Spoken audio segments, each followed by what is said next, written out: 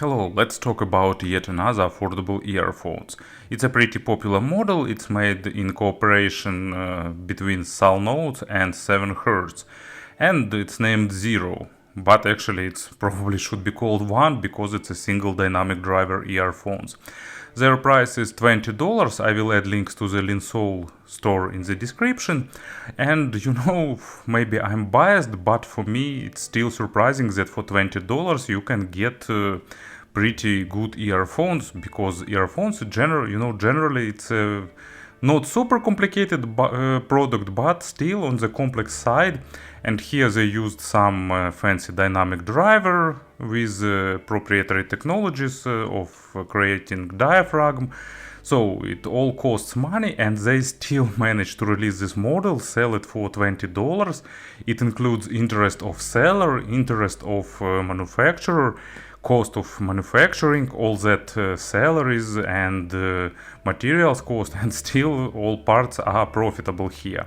I live in Ukraine, and Ukraine is not a rich country, especially now during the war, but even now $20 is not a big amount of money, and it's surprising how they managed to do that. But let's actually have a closer look. As you can see, package is pretty simple, minimalistic, just pictures of earphones on both sides. Actually, it's even hard to understand which side is front and which is back. Probably this one is back because here they printed some barcode. So, traditional matchbox-like package. We've seen that many times before. In the box you're getting stock cable, some paper, you see even used color printing for manual. Really fun, bright set of tips. I like that idea. They are multicolored and you can easily distinguish each pair. And actually, as you can see, tip set 1, 2, 3, 4, 5, 6 pairs of tips, 2 times more than traditionally you can get in this price tier. And earpieces themselves. So let's open everything and then check out the design of earpieces, and even stripe of Velcro. Nice. So in terms of design, they are pretty good build. Shells made of plastic but with metal faceplates, some unusual shape, not something super sophisticated in terms of design, but looks pretty pleasant and kind of unique. And you can get many colors. They have white, some kind of green, maybe some other colors I've seen. And in general, inner side is pretty soft, so they're fitting pretty well into ears, at least into mine. And they have average length of spout. Sound isolation is also about average. It will be enough for noisy street or for public transport, but not on the airplane or some other scenarios. There is a lip for holding the tips and even metal protective grill. So all these parts that I usually pay attention at are here. Nice, solid design. Cable is made replaceable. Here used 2-pin connector. Really good that they decided not to use MMCX. And actually stock cable is another thing that makes this model stands out comparing to other models of this price tier. So left earpiece, left connector.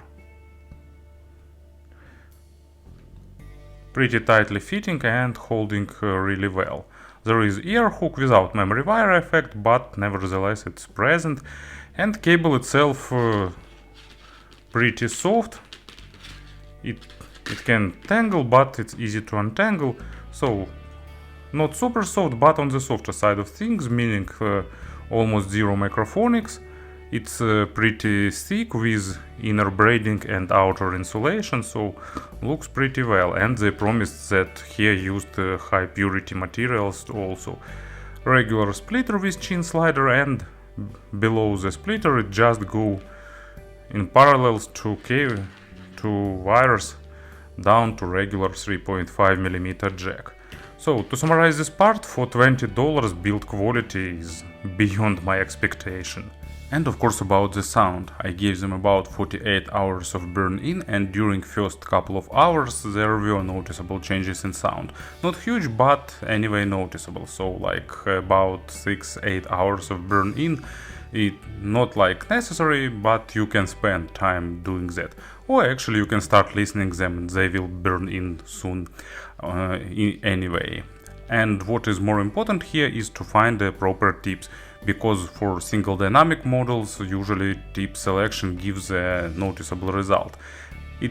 Tips when they are not fitted properly can change sound of other earphones too, but from my experience with single dynamic driver models, tips have a most noticeable impact, and if they will be too big or too small, the sound will be leaking and the signature will change.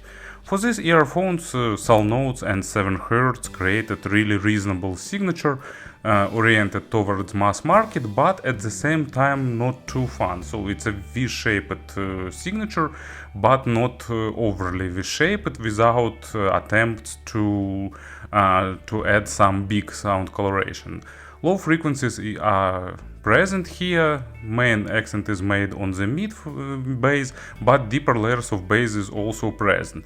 It has really solid foundation. Of course it lacks a bit of control for the deepest layers of bass, but still bass is pretty solid and balancing well between the speed and weight. It's not super weighty, but it gives you nice sense of firm and present bass when it's necessary. Of course it lacks overtone saturation, but still natural instruments represented nicely. With electronic music you can probably prefer something more bass heavy, but to my taste these earphones have more than enough bass to sound full-bodied and properly. Also bass is pretty good in texture rendering and also well controlled, almost not leaking onto mids. And the first example, it's Pain of Salvation Chain Sling acoustic version from Falling Home. I really like this album because without all that electric guitars and distortion, you can focus on the fact how creative Pain of Salvation melodies are. And Chain Sling is not an exception. And also this album has really nice prominent low frequencies, like pretty monumental, and these earphones deliver it pretty nicely. Of course it lacks naturalness compared to more expensive models, but for $20, you know, I have zero complaints to this model. Guitars and the bass sound still pretty realistic. Mid frequencies is like what you can expect from the normally tweaked dynamic driver. It has decent detalization, but at the same time without focus on the micro contrast, without trying to be super analytical, super focused on the smallest nuances or something like that. It has a bit of additional weight, but not too much, so mids don't sound too warm or too bloated, and they have nice dynamic and good emotion representation, but at the same time they're not trying to push dynamics or emotions. Imaginary stage is about average in width and slightly above average in depth, but with pretty good layering and separation. And as an example for the mid frequencies, I've got Iron Maiden Coming Home.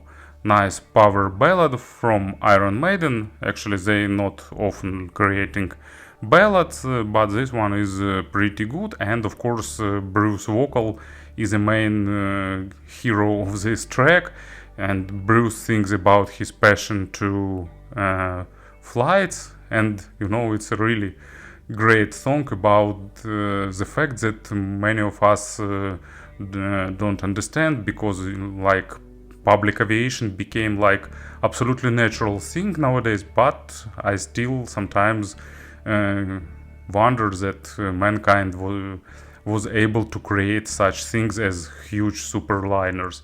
And these earphones represent vocal pretty well.